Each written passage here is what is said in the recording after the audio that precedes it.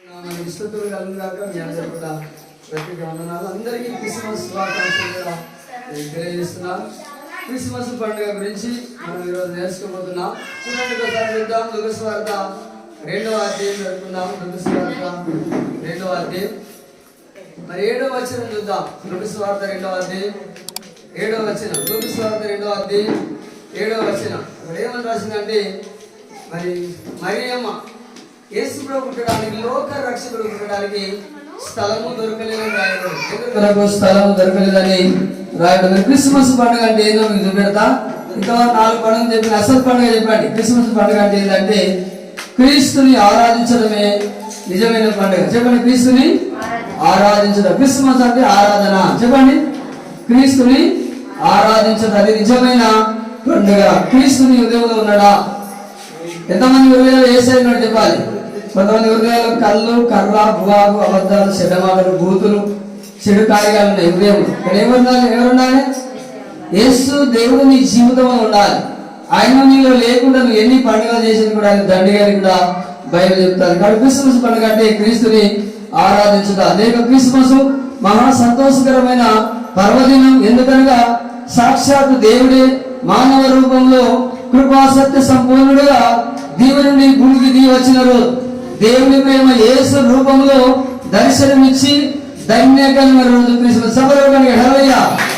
ధన్యకరమైన రోజు కనుక దేవుని స్తోత్రాలు. క్రిస్మస్ అంటే మానవ చరిత్రలో క్రీస్తు పుట్టక ముందు గొప్ప ప్రధానంగా సంచరించుకుంది.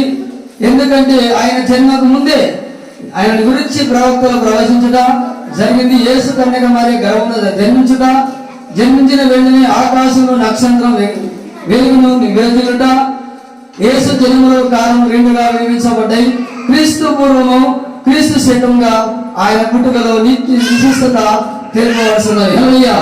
క్రీస్తు పుట్టినాక 2 కాలాలు ఏర్పడ్డాయి. క్రీస్తు పుట్టినాక 2 కాలాలు. ఎవరు చెప్తారు చెప్పండి? యేసు పుట్టిన తర్వాత 2 కాలాలు ఏర్పడ్డాయి. ఆ కాలాలు తెలుసా మీకు? క్రీస్తు పుట్టినాక 2 కాలాలు. మొదటిది క్రీస్తు పూర్వం. ఆయన పుట్టక పూర్వం అంటారు. పుట్టిన తర్వాత క్రీస్తు శకం అనే చెప్పగలరు. హల్లెలూయా. పుట్టిన తర్వాత ఏమవుతుంది? క్రీస్తు శకం అంటే యేసు పుట్టిన కాడికి వెళ్ళినప్పటికీ ఎన్ని రోజులు అయిందంటే 2024 సంవత్సరాలు అయింది. పుట్టి చెప్పండి, ఎన్ని సంవత్సరాలు అయింది? 2024 సంవత్సరం బర్త్డే మనం జరుపుకుంటున్నాం. ఎన్నో సంవత్సరం చెప్పండి? మరి డిసెంబర్ 20వ తారీఖు గ్యారెంటీ కాదు, కానీ నేనే ఏమన్నా లూకాసు వార్త 2వ అధ్యాయంలో 10వ వచనంలో ఉన్నారు. 11వ నేనే రక్షకుడు మీ కొరకు పుట్టి ఉన్నాడు. ఏ రోజైతే నువ్వు యేసు దేవుని హృదయంలో స్వీకరిస్తావో, రా యేసయ్య అంటావు, ఆ రోజే నీ హృదయంలో జన్మించడానికి ఇష్టపడుతున్నాడు. డేట్ లేదే, డిసెంబర్ అనేది అట్లా పెట్టిన డేట్ కానీ తర్వాత కరెక్ట్ గా పుట్టే రోజు కానీ కాదది. అందుకొరకే క్రిస్మస్ అంటే మరి ఇప్పటి పుట్టి 2024 సంవత్సరాలు అయితే, 5 రోజులు అయితే మళ్ళీ 2025 సంవత్సరంలో మరి 7 సంవత్సరాలు వస్తా ఉంటాయి. కాబట్టి దీని స్తోత్రం. ఎన్ని సంవత్సరాలు జరుగుతాయని చెప్పాను ఇప్పుడు? 2024 సంవత్సరం బర్త్డే ఆయన జన్మదినాన్ని మనం జరుపుకుంటున్నాం. అందుకే దేవుని స్తోత్రాలు. క్రీస్తువులుగా క్రైస్తవులకు సంబంధించిన పండుగ కాదు. ఎంతమంది మా పండుగలను చేయగలిగితే క్రిస్మస్ పండుగ క్రైస్తవ పండుగ. సారసారి మనం మోసపోతున్నాం. అది మన పండుగ కాదు. ఎవరికి కలిగినా అది అందరి పండుగ. సభలో క్రిస్మస్ అంటే ఒక పండుగ కాదు, నీ క్రైస్తవుల పండుగ కాదు. ఎవరు చెప్పండి? ప్రపంచానికే పండుగ. అంటే కులము మతం భేదం లేదు. ఆయన అందరికి తయారు చేసిన దేవుడు. బైబిల్ రాసింది తెలుసా? యేసుక్రీస్తు అందరికీ ప్రభువు. చెప్పండి, ఒకరి దేవుడు కాదు. కులము మతము జాతి అనేది లేదు. కలరు దేశం అనేది రాష్ట్రం అనేది లేదు. అన్ని దేశాలు ఒకటే దేవుడు. సభలు గట్టిగా హల్లెలూయా. అన్ని దేశాలకు ఒక్కడే దేవుడు, అన్ని రాష్ట్రాలు ఒకటే దేవుడు, అన్ని కులాలకు కూడా ఒకటే దేవుడు యేసు ప్రభు. ఆయన ఒక్కడే రక్షకుడు.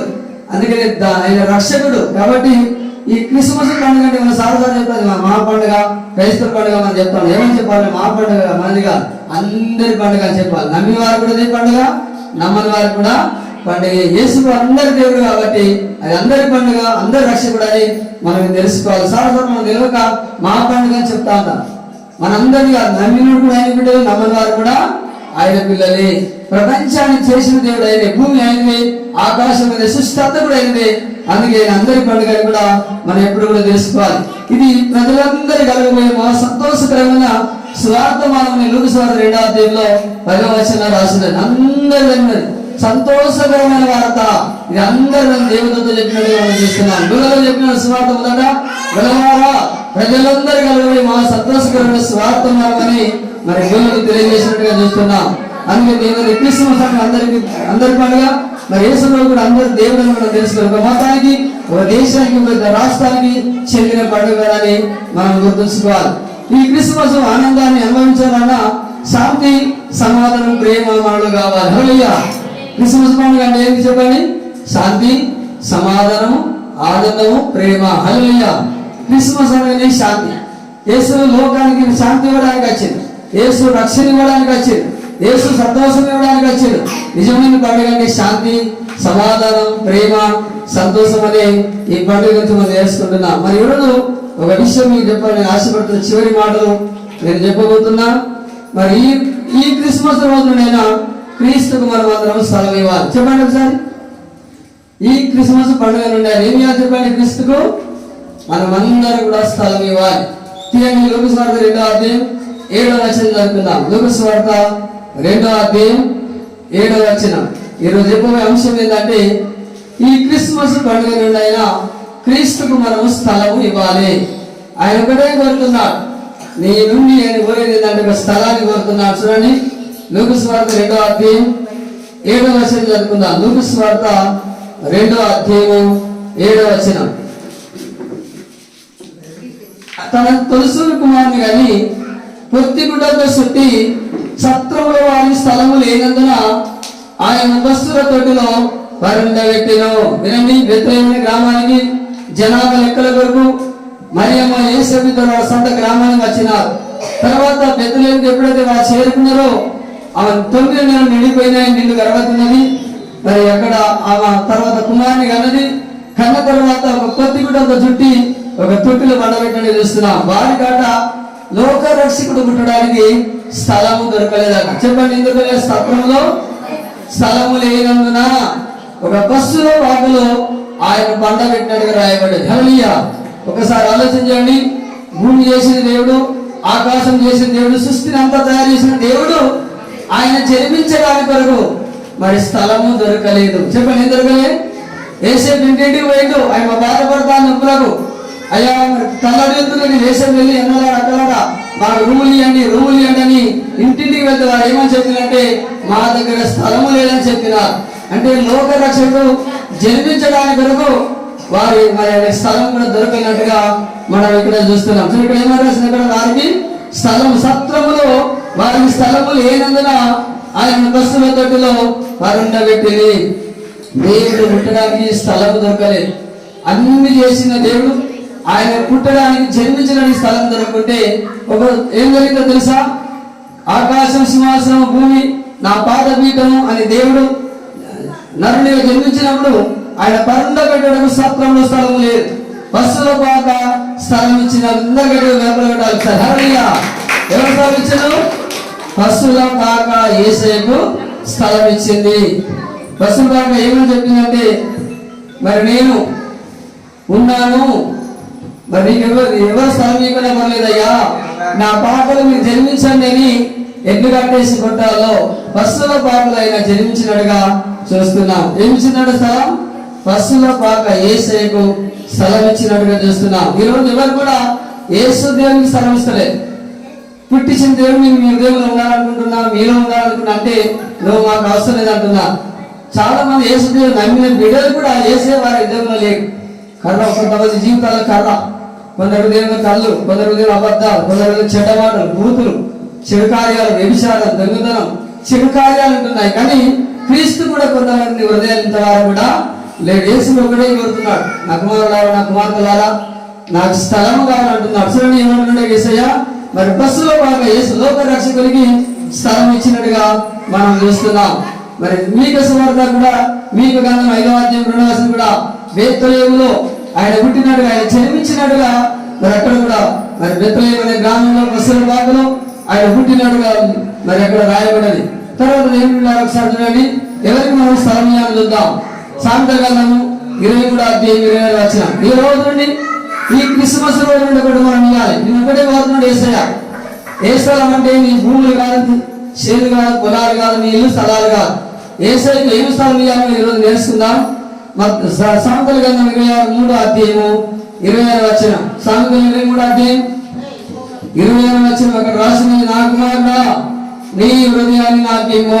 ఏమడుగుతాను చెప్పండి అన్న, వినండి. దేవుడు ఏలా చెప్పండి. ఎంతమంది హృదయంలో యేసయ్య ఉన్నాడు ఒకసారి చేయగలుగుతాను. దేవుడా యేసు దేవుడు ఎంతమంది హృదయాలు ఉన్నాడు చేయగలుగుతాను. ఎంతమంది జీవితాల్లో యేసయ్య ఉన్నాడు నాలో ఉండడం చేయగలుగుతాను. మరి ఎవరున్నా చెప్పాలి. నీ హృదయంలో యేసు దేవుడు ఉండాలి. ఆయన ఉంటే నీకు శాంతి, ఆయన ఉంటే నీకు సమాధానం, ఆయన ఉంటే నీకు రక్షణ, ఆయన ఉంటే నీకు ఆనందం. ఆయన లేకుండా ఎన్ని పండుగలు చేసినా కూడా దండిగా కూడా ఈరోజు నేర్చుకుంటున్నాం. అందుకని చూడండి, మరి యేసు ఒకటి అడుగుతుంది, నా కుమారుడు ఏ రోజు నుండైనా నీ పాప హృదయం, నీ చెడ్డ హృదయం నాకు కావాలి, నేను నా హృదయం ఉండాలని కూడా ఆయన తీర్మానం చేసుకుంటున్నా. ఈ రోజు నుండి నీ హృదయంలో జన్మించడానికి యేసు ఇష్టపడుతున్నాడు. ఆ చెడ్డ హృదయంలో ఉండడానికి ఆయన ఇష్టపడుతున్నాడు. అందుకే ఏమంటాడు, నా కుమార్తె నీ హృదయం నాకు కావాలంటున్నా. మరి దేవుడు ఈ రోజు నుండి మనం అందరం కూడా యేసు దేవునికి హృదయంలో స్థలం ఇద్దాం. ఆయన ఒకటే కోరుతుంది స్థలం. నీ ఇల్లు కోరుతలేడు, నీ డబ్బు కోరుతలేడు, నీ అందం కోరుతలేడు, మరి నీ భూములు దాగాలు కోరుతలేడు, కానీ నీ హృదయం కావాలని కూడా యేసు అంటున్నాడు. ఏమంటాడు ఈరోజు అంటే, నా కుమారుడు నా కుమార్తె నీ హృదయం నాకు చోటిస్తావా, నేను నీ హృదయం ఉంటాను కూడా యేసు అంటున్నాడు. చూడండి, మరి ప్రకటన గ్రంథం 3వ అధ్యాయం 20వ వచనం రాసింది. అక్కడ ప్రకటన గ్రంథం 3వ అధ్యాయం 20వ వచనం ఒక మాట రాసినది. ప్రకటన గ్రంథం 3వ అధ్యాయం 20వ వచనం, ఇదిగో నేను తలుపు వద్ద నుండి తరుస్తున్నాను, ఎవడైనా నా స్థలము విని తలుపు తీసిన ఎలా అతను నేను చెత్తతో నేను భోజనం చేయమని చేదు మరి చెప్తున్నాడు. వేసుకుంటున్నాడు, ఇదిగో తలుపు వద్ద నుండి తరుస్తున్నాను, ఎవడైనా నా స్థలము విని తలుపు తీసిన నేను అతని యొద్దకు వచ్చి అతనితో కూడా నేను నాతో కూడా అతడు భోజనం చేసరిగా సమరుడు ఏమంటా, ఇదిగో నేను తలుపు దగ్గర కొడుతున్నా, ఎవరైనా నా స్వరాన్ని విని మీరు తలుపు తీసేంటే నేను మీ లోపలికి వస్తా, మీలో ఉంటా, మీలో నేనుండి సహవాసం చేస్తాను, మీతో భోజనం చేస్తాను అంటున్నాడు యేసయ్య. హల్లెలూయా. దీని అర్థం ఏంటంటే, ఉదయమే తలుపు కొడుతున్నాడు, ఎవరైనా యేసు స్వరాన్ని విని తలుపు తీసేసయ్యా నా హృదయంలోకి రా అని ఎవరైతే చెప్తారో వాళ్ళ హృదయంలో నేను ఉంటానంట, అన్ని సహవాసం చేస్తా, వాళ్ళ శాంతినిస్తా, సమాధానం ఇస్తా, రక్షణ ఇస్తా అని కూడా చెప్తున్నాడు.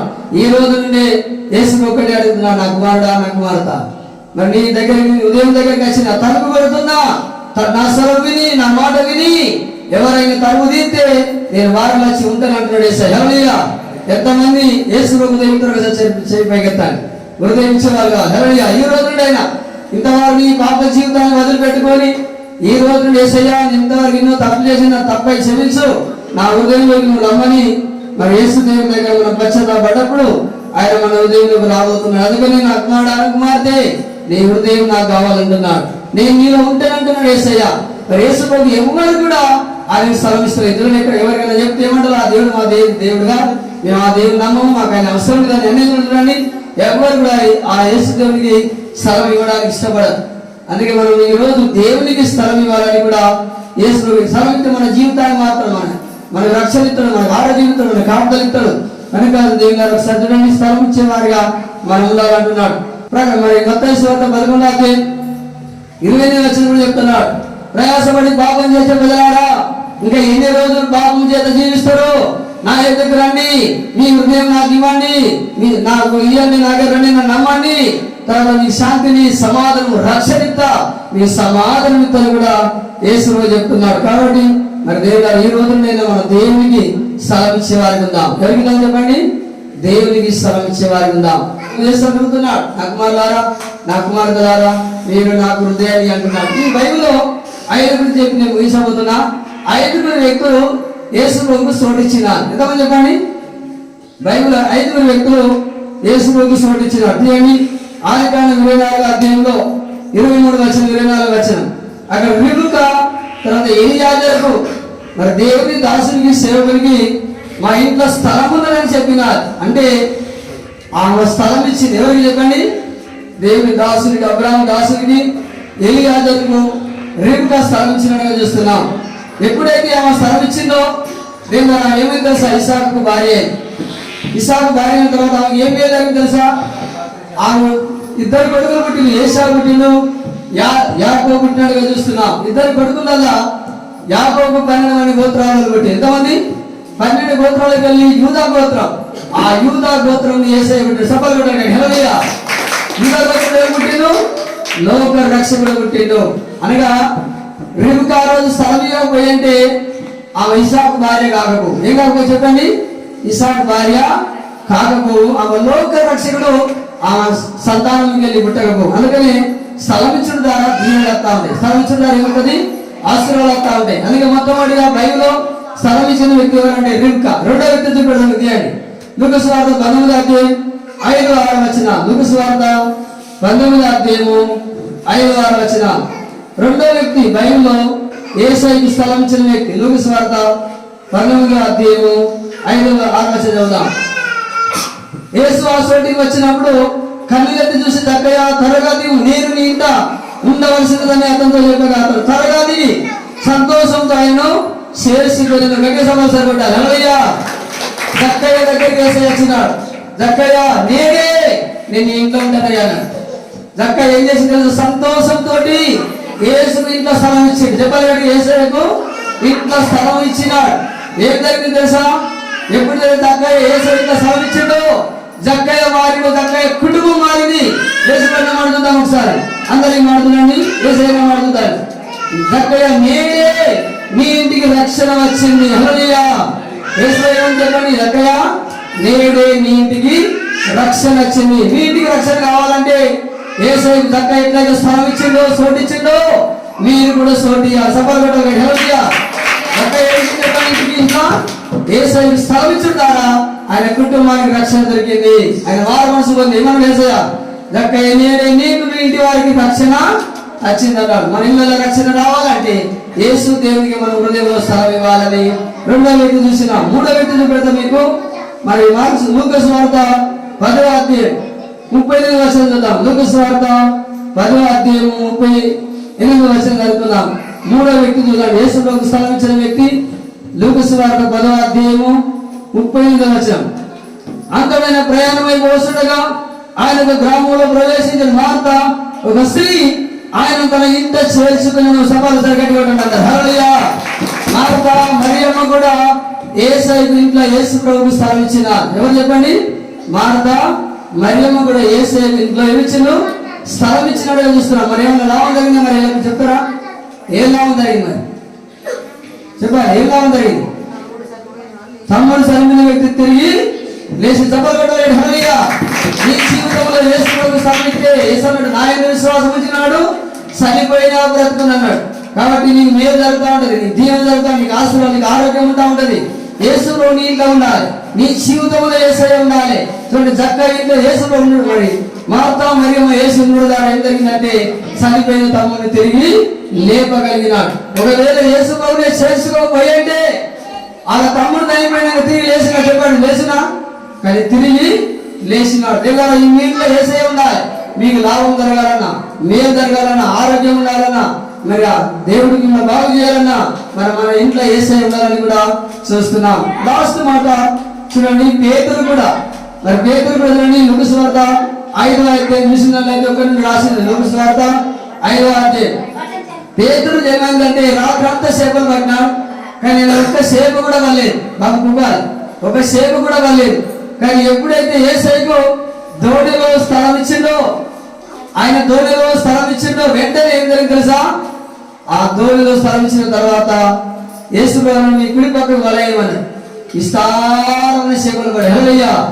మరి యేసు ప్రభు దోణిలో ఉండడం ద్వారా ఏం జరిగిందంటే గొప్ప లాభం జరిగినట్టుగా, గొప్ప నీ జీవితంలో యేసయ్య ఉంటే విస్తారమైన దీవెనలు, నీకు విస్తారమైన ఆశీర్వాదాలు, నీకు ఏది కొదవడది. నువ్వు చేసిన వ్యాపారం దీవించబడతావు, నీ పనులు దీవించబడతాయి, నువ్వు ప్రతి దాంట్లో కూడా దీవించబడతావు అని చూస్తున్నావు. యేసు లేనప్పుడు రాత్రంతా కష్టపడు, కానీ ఒక చేప కూడా వల్లేదు.